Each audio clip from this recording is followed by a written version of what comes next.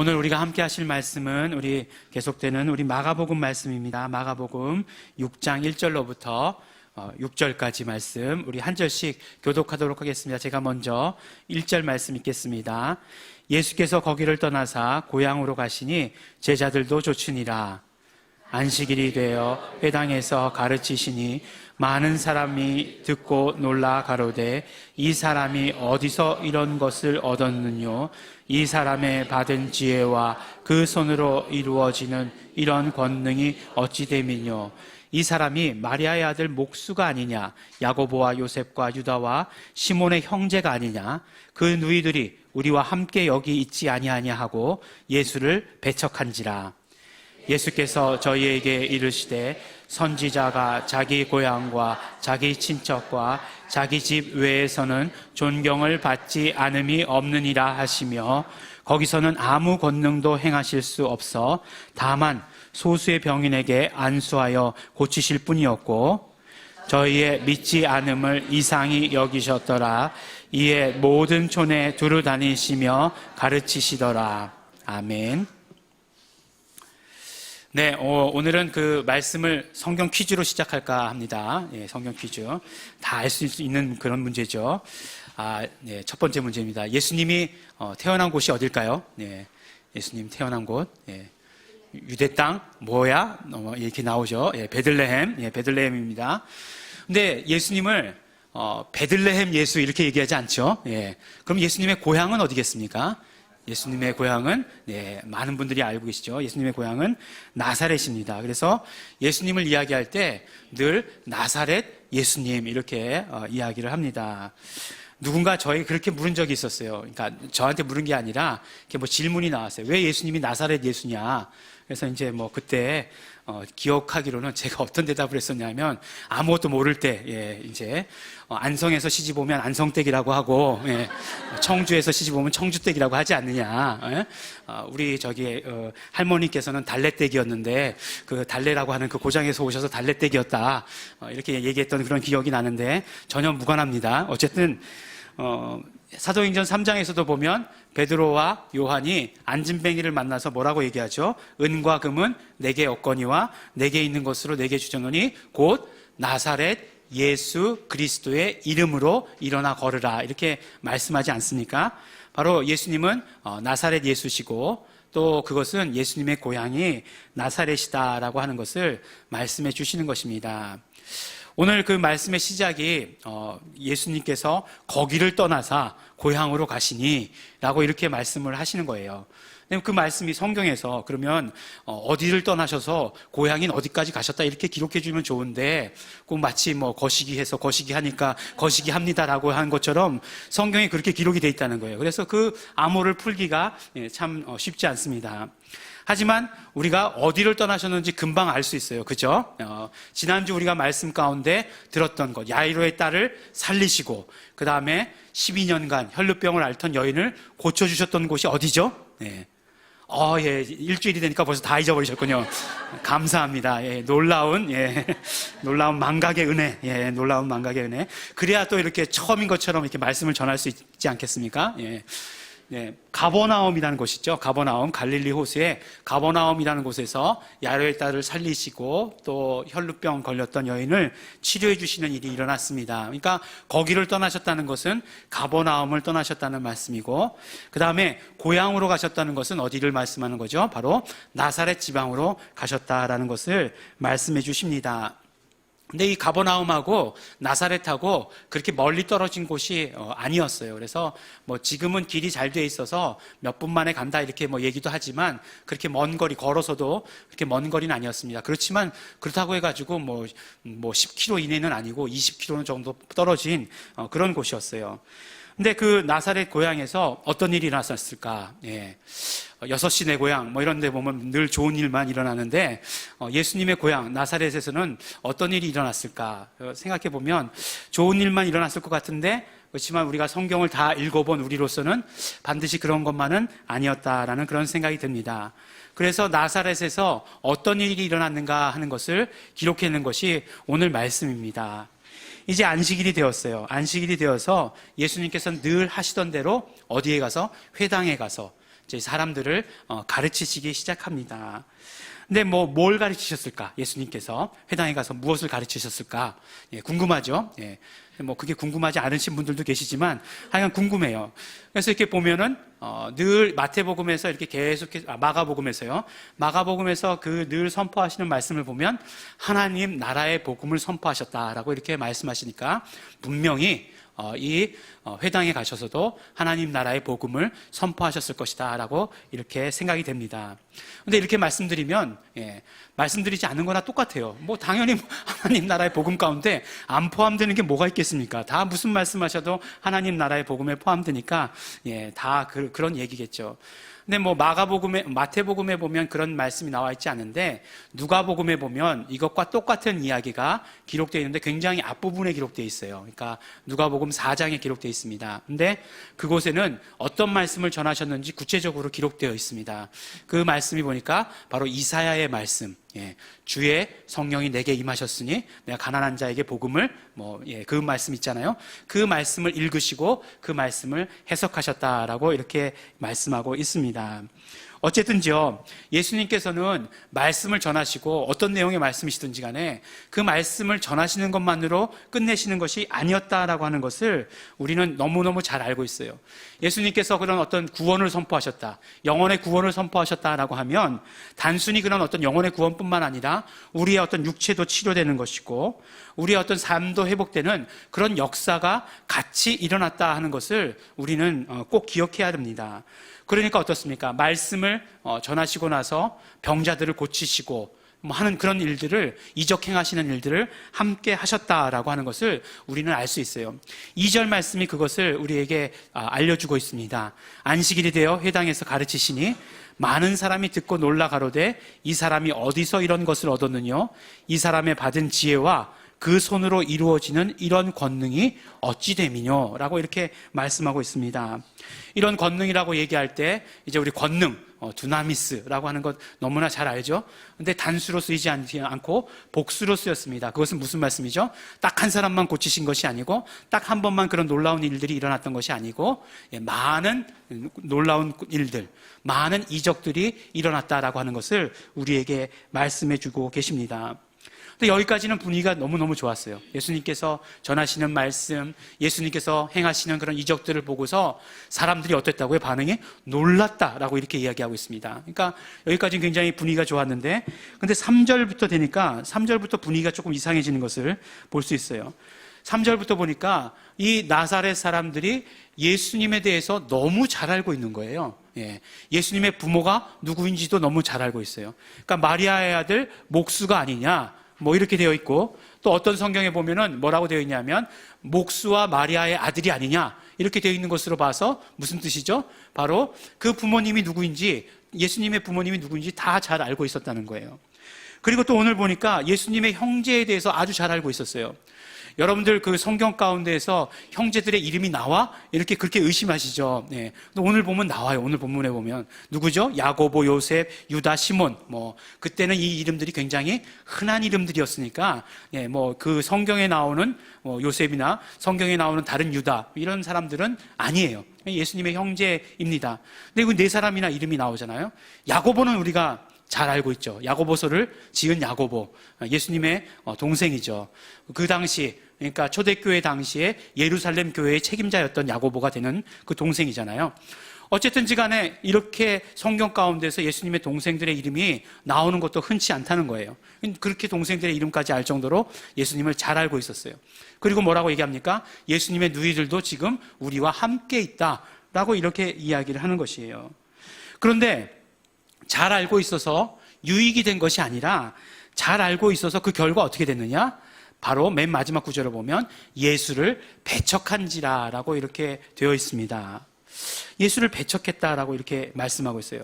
근데 그 예수님을 배척했다라고 이렇게 말씀하고 있는데 이 원어를 가지고, 이 느낌을 가지고, 그 원어의 느낌을 가지고 직역을 한다라고 한다면 어떻게 번역할 수 있냐면 예수님께서 그들에게 걸림돌이 되셨다라고 이렇게 번역할 수 있습니다. 배척했다라고 하는 말은 제가 이 설교 시간에 여러 번 이야기한 적이 있어요. 이게 어떤 단어가 쓰여 있냐면 스칸달리죠. 무슨 말씀이죠? 그 그 걸려 넘어지게 한다는 뜻인데 영어로 얘기하면 스캔들, 스캔들이라고 이렇게 그 어원이 되는, 그 스캔들의 어원이 되는 스캔달리조라는 말을 썼다는 것이에요. 근데 바로 예수님이 그들을 넘어지게 했다라고 이렇게 말씀을 하고 있습니다.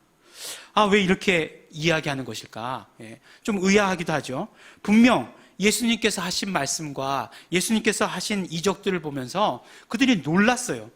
그러면 놀랐으면 그러면 그 다음에 잘 걸어가든지 잘 뛰어가든지 해야 될 텐데 예수님의 그 하신 일들을 보고 걸려 넘어지게 됐다라고 이렇게 이야기하고 있습니다. 왜 그럴까? 예수님께서도 분명히 그 이유를 의아하게 생각하셨습니다.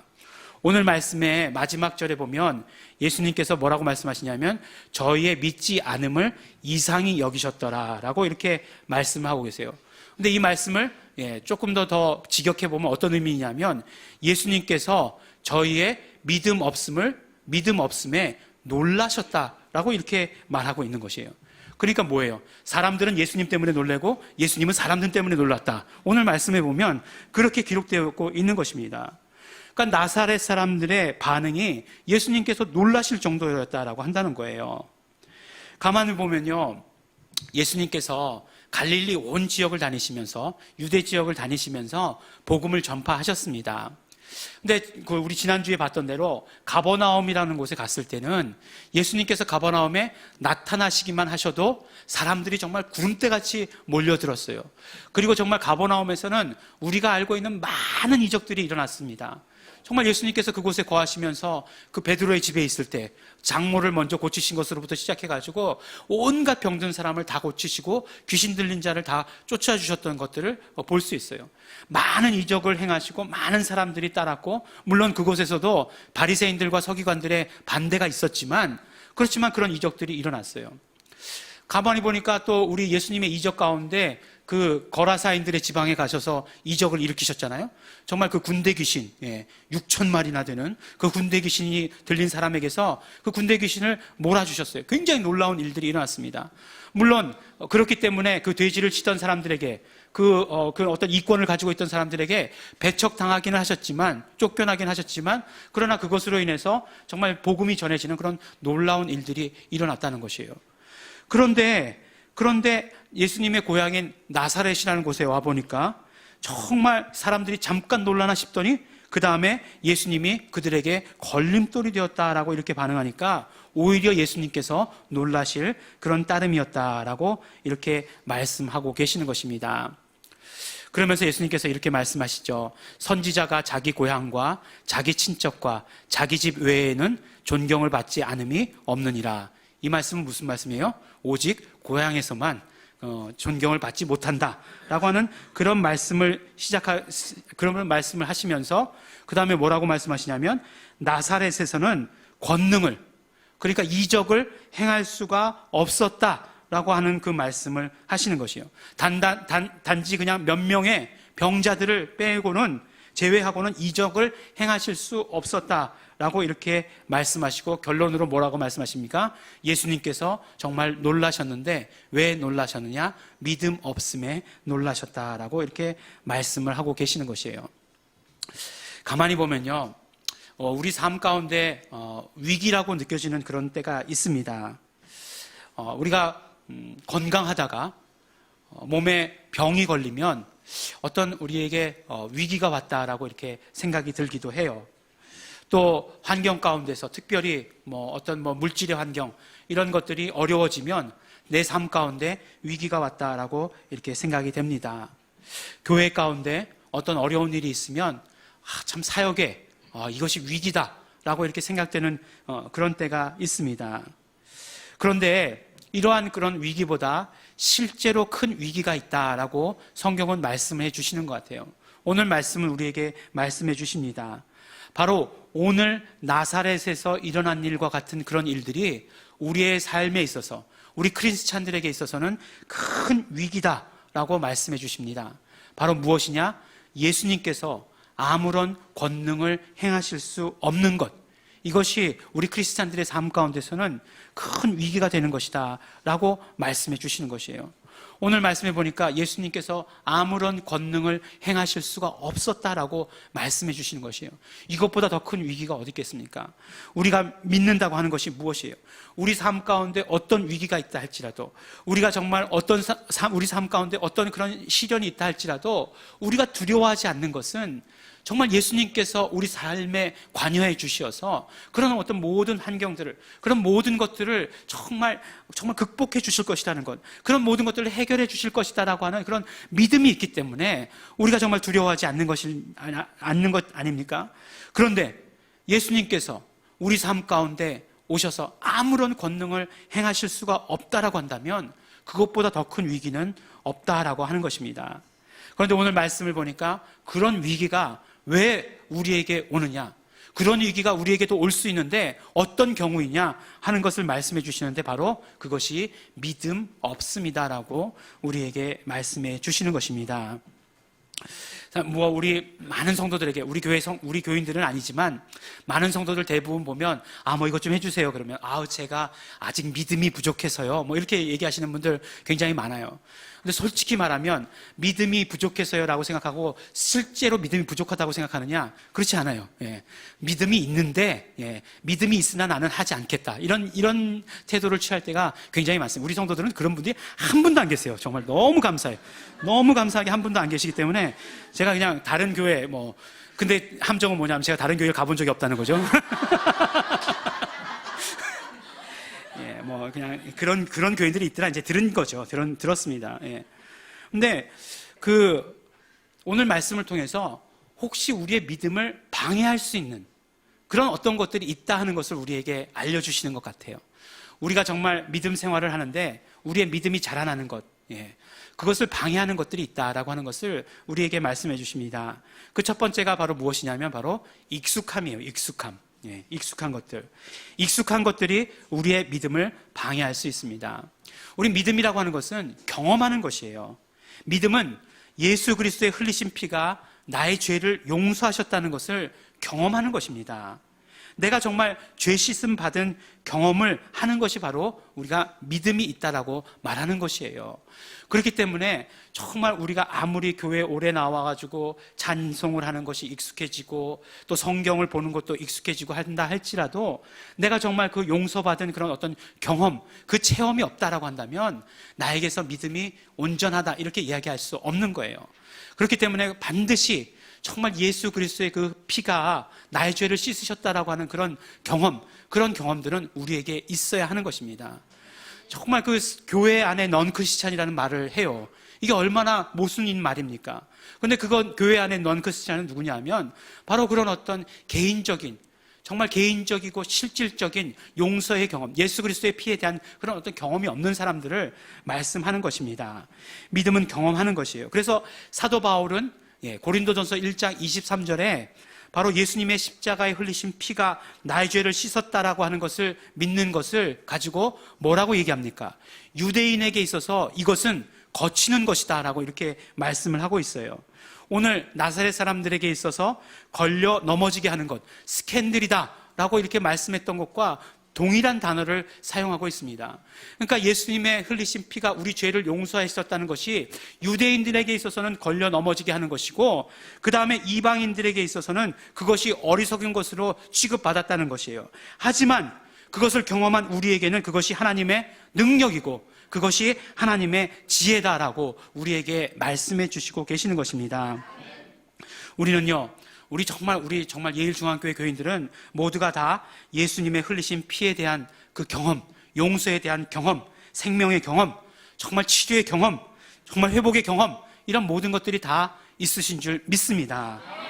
그것이 정말 나에게 지식이 되어서는 안 되고 정말 그것이 나에게 익숙해졌다고 해가지고 나의 어떤 그런 경험을 대신할 수 있는 것 아니라는 것 우리 반드시 알고 있어야 되는 것입니다.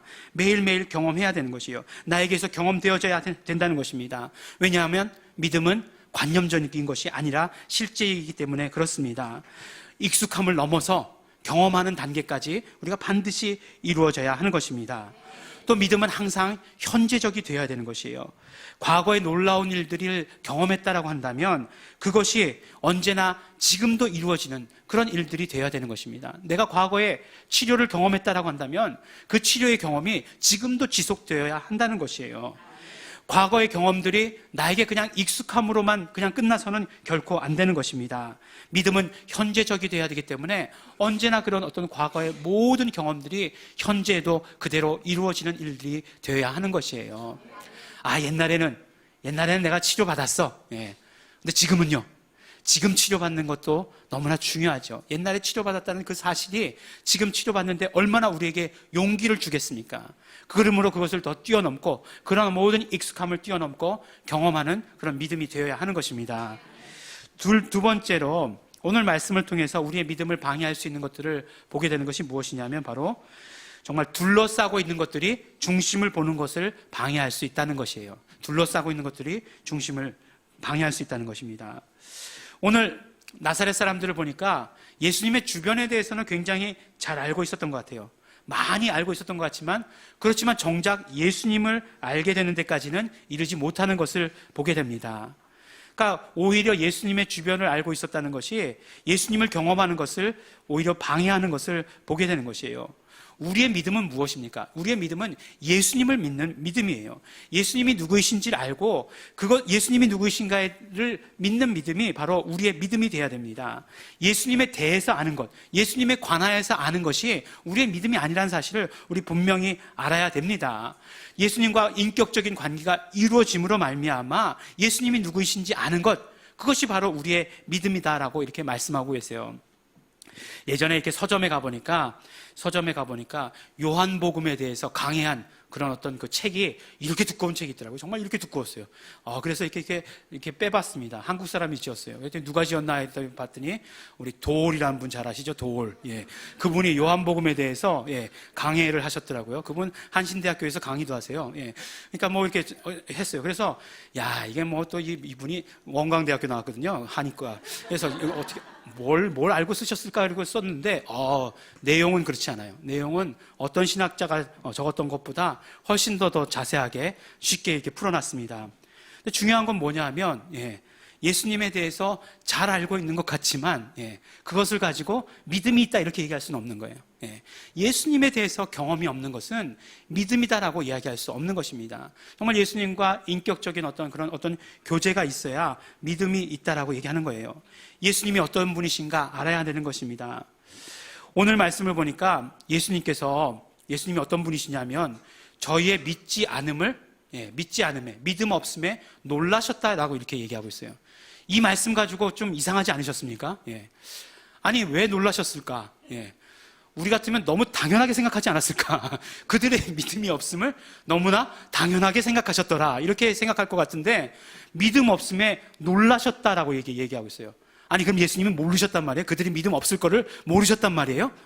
이렇게 도리어 묻고 싶은 그런 마음이 들 정도예요. 그런데 이렇게 예수님께서 그들의 믿음 없음에 놀라셨다라고 하는 것은 무엇을 우리에게 말씀해 주시는 것이냐면 예수님께서 어떻게 생각하고 계시고 또 예수님께서 어떤 뜻을 가지고 계신지를 오히려 우리에게 정말 강력하게 말씀해 주시는 것입니다. 무슨 말씀이냐면 예수님께서 그들의 믿음 없음에 놀라셨다라고 하는 것은 예수님은 우리가 믿음을 가지기를 간절히 원하셨다라고 하는 그 말씀과 같은 말씀이에요. 예수님의 뜻은 그들의 믿음 없는 것이 당연한 것이 아니라 그들이 믿음이 있기를 원하셨던 것이 예수님의 뜻이라고 하는 사실을 우리는 알 수 있게 되는 것입니다. 그렇기 때문에 그들의 믿음이 없는 것을 보고 놀라시고 당황하시고 그것에 의해서 정말 마음 아파하셨다 그런 말씀인 것이에요. 예수님은 그러신 분이시라는 것입니다. 예수님과 정말 우리가 인격적인 교제가 이루어지지 않으면 예수님께서 왜 놀라실까? 이해할 수 없는 거예요. 예수님에 대해서 알 수 없는 것입니다. 하지만 예수님과 우리가 인격적인 교제를 하면 예수님의 뜻이 무엇인지를 알 수 있게 되는 것이에요. 또 말씀해 보니까 선지자가 자기 고향과 자기 친척과 자기 집 외에서는 존경을 받지 않음이 없느니라 라고 이렇게 말씀하세요. 이 말씀은 그 당시에 속담이었다라고 이렇게 이야기를 합니다. 그러니까 쉽게 풀어서 않음이 없느니라 이렇게 받지 않음이 없느니라 이 말씀을 다시 이렇게 쉽게 얘기하면은 선지자가 자기 고향, 자기 집에서는 대접을 받지 못한다, 그 말씀이잖아요. 이 말씀 가지고 많은 목사님들이 스스로에게 비유를 하셔가지고 말씀 많이 하세요. 보니까 제가 이렇게 교회에서는 이렇게 대접을 받지만 집에 가면 막내 아닙니까? 그러니까 사람들이 그냥 마음껏 이름 부르고 물심부름 시키고 한다 이렇게 가지고 얘기를 해요. 그렇게 얘기를 하는 사람들이 있었어요. 그리고 또 많은 그런 비유들을 자기에게 이렇게 비유해서 듭니다. 근데 예수님께서 그 비유를 드신 이유가 나사렛 사람들이 워낙 배척하니까 갑자기 뻘쭘한 생각이 드시는 거죠. 그래가지고 선지자가 자기 고향에서는 대접을 받지 못한다, 그냥 그렇게 말씀을 하셨을까? 그냥 단순히 좀 어떤 불편함을 모면하기 위해서 예수님께서 그렇게 말씀하셨을까? 그렇지 않을 것이다 라고 이렇게 생각이 됩니다. 예수님께서는 바로 무슨 말씀이냐면 바로 고향, 집, 그 모든 것들을 떠나신다라고 하는 것을 우리에게 말씀해 주시는 것이에요. 구약에도 보면 창세기에 아브라함에게 내 아비 본토 친척의 집을 떠나라 이렇게 말씀하고 계시지 않습니까? 그것과 마찬가지로 예수님께서는 떠나신다라고 이렇게 말씀을 하시는 것이에요. 그런데 예수님께서 말씀하시는 것이 단지 그 나사렛, 예수님의 고향이었던 나사렛이나 혹은 갈릴리나 혹은 유대를 떠나신다는 그런 말씀이 아니라 바로 예수님께서는 십자가를 지시고 죽으신 다음에 부활하셔서 이 세상을 떠나신다, 승천하셔서 하나님 나라에 가신다라고 하는 것을 우리에게 알려주시는 말씀이에요. 계속해서 예수님께서는 정말 예수님께서 죽으실 것과 부활하실 것에 대해서 제자들에게 말씀을 해주시는 것을 볼 수 있는데, 이 속담을 들어서도 그 말씀을 우리에게 주시는 것입니다. 그런데 이 모든 말씀들, 예수님께서 하신 이런 말씀들, 그 깊은 뜻을 우리가 예수님과 인격적인 교제가 이루어지지 않으면 우리가 알 수 없다는 것이에요. 사람과 사람 사이에서도 마찬가지 아니겠습니까? 사람과 사람 사이의 관계에 있어도 어떤 친밀한 관계가 이루어지지 않으면 그 사람의 뜻을 온전히 이해하지 못해요. 그래서 어떤 일들이 일어납니까? 오해가 일어나기도 하고, 그 다음에 정말 어떤 갈등이 일어나기도 하는 것 아니겠어요? 그런데 우리가 예수님과 인격적으로 그런 어떤 친밀한 관계가 이루어진다면 예수님께서 어떤 뜻을 가지고 계시고 예수님께서 어떤 말씀을 하시는 것인지 우리는 알 수 있게 되는 것이고, 우리의 믿음은 성장하게 되는 것이다 라고 이렇게 말씀해 주고 계시는 것이에요. 믿음 없는 것이 우리를 넘어지게 한다. 만약에 이런 일들이 일어난다는 것, 우리가 100번 양보할 수 있다라고 칩시다. 그렇지만 우리의 믿음 없음 때문에 예수님께서 우리의 삶에 관여하시지 않는다라고 한다면, 관여하시지 못한다라고 한다면, 그런 삶을 우리가 산다라고 한다면 그것은 우리에게 있어서 굉장히 큰 일이라고 하는 것을 오늘 우리 가운데 말씀해 주시고 계시는 것입니다. 그렇기 때문에 우리는 우리의 익숙함을 떨쳐버려야 하는 것입니다. 그러기 위해서 어떻게 해야 되겠습니까? 그러기 위해서 너무나 뻔한 답이고 매주 목사님이 설교 가운데 얘기하는 것 같지만 너무나 뻔한 답은 무엇이냐면 우리가 기도하고 말씀 듣고 찬양하는 삶을 살아야 한다는 것입니다. 기도와 말씀과 찬양은 언제나 우리의 믿음을 현재의 지금의 것으로 만들어주기 때문에 그렇습니다. 늘 우리에게 새롭게 해주기 때문에 그렇습니다. 예레미야 선지자가 고백하지 않았습니까? 하나님의 사랑과 하나님의 인자하심과 하나님의 자비하심이 아침마다 새롭고 늘 새롭습니다 라고 이렇게 고백하는 것처럼 우리가 기도할 때, 우리가 말씀을 들을 때, 우리가 찬양할 때 늘 그렇게 새로워지는 믿음을 우리는 경험하게 되는 것입니다. 또한 우리가 예수님과 어떻게 인격적인 만남을 이루어갈 수 있겠습니까? 그것도 마찬가지로 우리가 기도할 때, 우리가 말씀을 들을 때, 찬양할 때 예수님과 인격적인 그런 어떤 교제가 이루어지는 것입니다. 우리가 찬양을 부를 때 내가 그 가사를 쓰지 않았지만 그 찬양 가사 하나하나마다 아멘 아멘 하면서 내 입술로 고백합니다. 그 고백하는 그 순간에 나는 예수님과 정말 밀접한 친밀한 그런 관계가 이루어지는 것이에요. 또 말씀을 들을 때마다 아멘 아멘, 정말 이 말씀 나에게 주시는 말씀입니다. 예수님께서 나에게 직접 이렇게 말씀하시는 것이군요 라고 이렇게 깨달을 때마다 나는 예수님의 말씀을 듣는 그런 어떤 친밀한 관계가 이루어지는 것입니다. 기도 가운데 어떻습니까? 기도 가운데 나의 모든 사정들을 다 이야기할 수 있고, 비록 내가 정말 가장 가까운 사이에게도 말하지 못하는 그러한 일들을 예수님께 말할 수 있고, 또 예수님께서 주시는 그런 어떤 위로들, 예수님께서 주시는 격려, 예수님께서 주시는 또 어떤 때는 책망, 이런 것들을 들을 수 있다라고 한다면 나는 예수님과 친밀한 교제가 이루어지는 것이다 라고 이렇게 말씀할 수 있는 것이기 때문에 그렇습니다.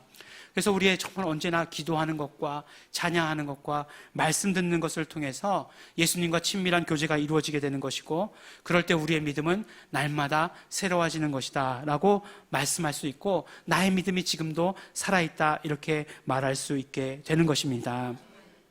오늘 말씀에 가장 충격받았다는 것은 예수님께서 믿음 없음을 보고 놀라셨다라고 하시는 그런 어떤 말씀이었습니다. 하지만 그것은 정말 우리가 믿음 가운데, 또 우리가 믿음이 성장하기를 원하시는, 간절히 원하시는, 우리의 믿음이 살아있기를 간절히 원하시는 예수님의 뜻이라고 하는 사실을 우리는 발견하게 되는 것입니다. 사랑하는 우리 예일중앙교회 성도 여러분, 우리의 믿음은 늘 살아있어야 합니다. 우리의 믿음은요, 늘 성장해야 됩니다. 우리의 믿음은 늘 예수님과 교제하는 그런 믿음이 되어야 되는 것입니다.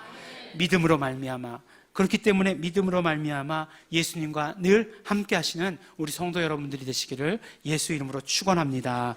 우리 기도하시겠습니다. 이 시간에 기도하실 때 우리 정말 감사하시면서 기도하시기를 바랍니다. 예수님으로 말미암아 우리가 정말 믿음 가지게 된 것을 오히려 우리 정말 감사하며 기도하시기 바랍니다. 정말 말씀을 통해서, 예수님과 친밀한 교제를 통해서 우리가 믿음 가질 수 있도록, 또 그 믿음이 성장해 나갈 수 있도록 축복해 주신 것 너무나 감사드립니다. 그러나 정말 어떤 믿음에 성장하는 것을 방해하는 것들, 그것을 그대로 놔두는 우리의 모습들이 있습니다. 익숙한 것들을 그대로 놔두고, 또 정말 예수님께 관심을 기울이지 않는 그런 우리의 모습들이 있습니다. 연약한 모습들이 있습니다.